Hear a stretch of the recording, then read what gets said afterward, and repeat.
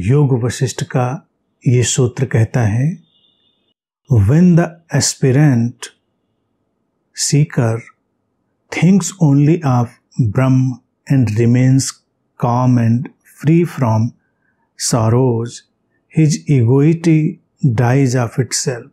सूत्र कहता है, जब खोजी साधक केवल ब्रह्म के बारे में मनन करता है, उस पर अपना ध्यान रखता है और शांत बना रहता है, दुखों से मुक्त बना रहता है, तब उसका जो अहंकार है वो स्वतः ही समाप्त हो जाता है।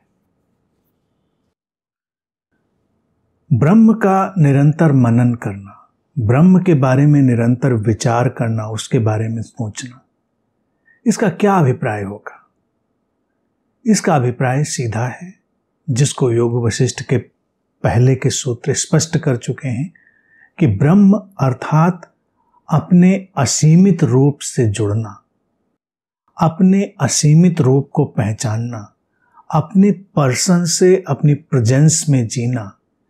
व्यक्ति है हमारा सीमाओं का एहसास, सीमाओं में घिरी हुई सत्ता, और ब्रह्म जिसको हम कहते हैं वो है हमारा होना जो असीम है, हमारा वो होना जो हमारे स्रोत से संयुक्त है, लयबद्ध है, स्रोत का ही विस्तार है, जो अनंत है, असीम है, अनिर्वचनीय है, वो है हमारा होना। सूत्र कहता है, जब कोई साधक निरंतर अपने उस असीमित रूप पर विचार करता है, मनन करता है या उस पर ध्यान देता है, तो कैसे ध्यान देगा? वो अपने नाम और रूप से परे अपने होने की अनाम अरूप सत्ता में डूबेगा। स्वयं को अनुभव करने के कई ढंग हैं, कई तरीके हैं।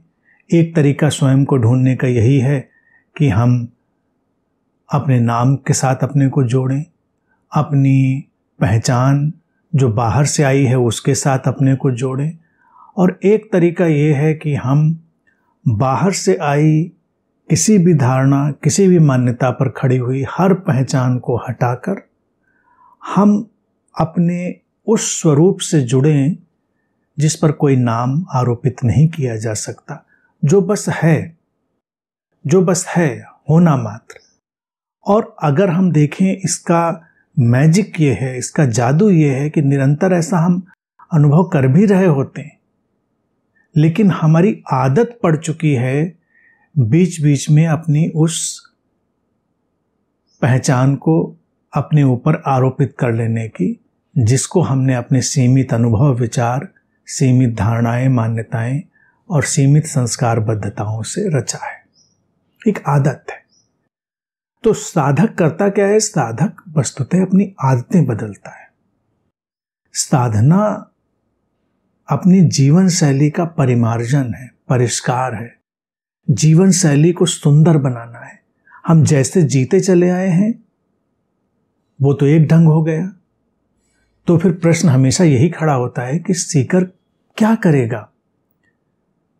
सीकर, खोजी अपनी जीवन शैली में कुछ आमूल चूल बदलाव करेगा, और वो बदलाव यही है कि वो अपनी प्रेजेंस से जुड़ेगा, अपने होने से जुड़ेगा।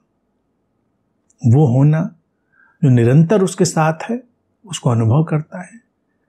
जब भी वो थोड़ा ठहरता है, अपने भीतर की आंतरिक स्थिरता में प्रवेश करता है, वो देखता है एक ऐसा होना है जो किसी भी बात पर खड़ा नहीं है, जो किसी भी व्यवस्था पर आधारित नहीं है, वो उसका होना।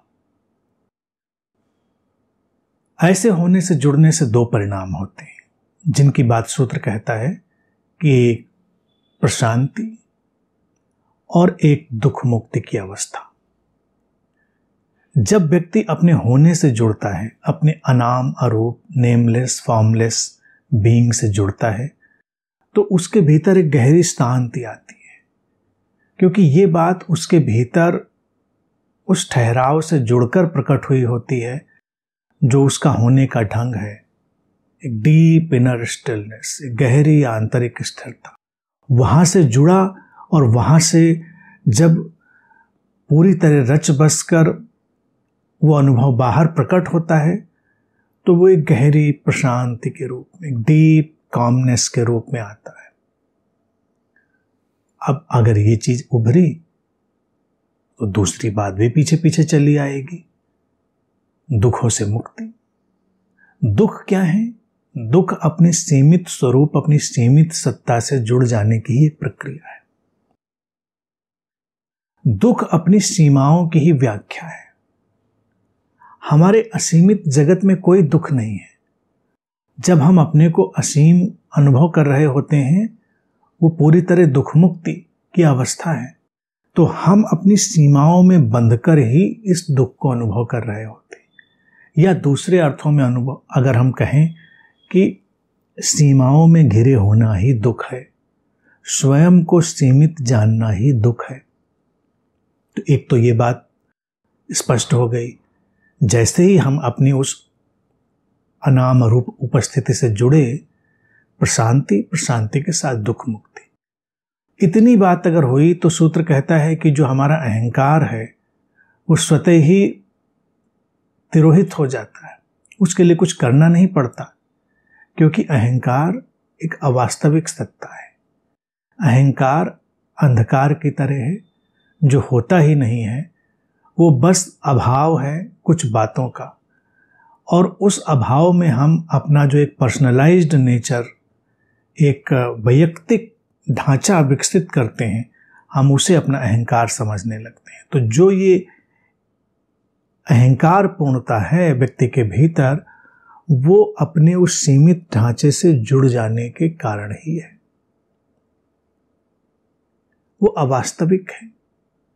अब देखो, व्यक्ति अपने को कहीं भी बंधा हुआ समझे, चाहे वो उसका परिवार हो, कुल हो, धर्म हो, जाति हो, व्यवस्था हो, विचारधारा हो, कोई धारणा हो, कुछ भी हो, ये उसने अनुभव किया है। ये उसकी अपनी सीमा है। इस सीमा को उसने अपने ऊपर खींचा है, वही उसका अहंकार बनती है। जो अहंकार आपस में टकराते हैं लोगों के, वो अहंकार कहीं बाहर से नहीं आते। वो अहंकार यही होते हैं अपनी अलग अलग पहचानों की व्यवस्था। अलग अलग पहचान की व्यवस्था ही अलग अलग अहंकार बनती है। और हर अहंकार अपने पीछे अशांति और दुख लाता है। ये पूरी एक व्यवस्था है जिसको सूत्र कह रहा है, और बड़ी मनोवैज्ञानिक व्यवस्था है।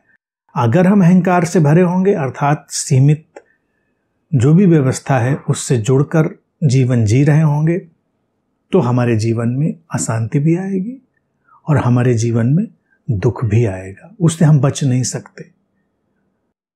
और जैसे ही हम अहंकार मुक्ति की तरफ जाएंगे, दुख और शांति आएगी, या जैसे ही हम शांति और दुख मुक्ति में जाएंगे, अहंकार चला जाएगा। दोनों साथ नहीं हो सकते। अहंकार हो और जीवन में शांति हो, जीवन में दुख मुक्ति हो, ये साथ नहीं हो सकता। और शांति हो जीवन में गहरी और दुख मुक्त अवस्था हो, और व्यक्ति के जीवन में अहंकार हो, ये नहीं हो सकता। इसीलिए हर अहंकारी व्यक्ति बहुत दुखी व्यक्ति होता है, बहुत अशांत व्यक्ति होता है।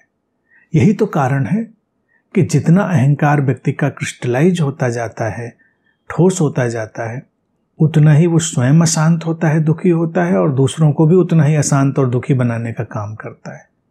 संसार में जो चारों तरफ इतनी अशांति और दुख की जो तरंगें हैं फैल रही हैं, वो इसी कारण कि लोगों के अहंकार बड़े ठोस हो गए हैं। वो टकरा रहे हैं एक दूसरे से टकरा कर वो और अशांति का निर्माण कर दे रहे हैं, वो और दुख का निर्माण कर दे रहे हैं।